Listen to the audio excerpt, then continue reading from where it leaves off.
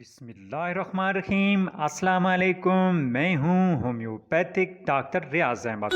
آج کل جلدی امراض بہت عام ہیں۔ جلدی امراض میں جسم پر شدید خارش ہوتی ہے۔ یہ خارش خشک اور تر دونوں قسم کی ہو سکتی ہے۔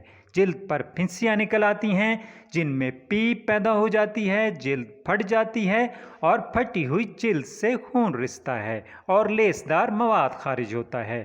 ان جلدی امراض کو کبھی سردی اور کبھی گرمی سے آرام ملتا ہے۔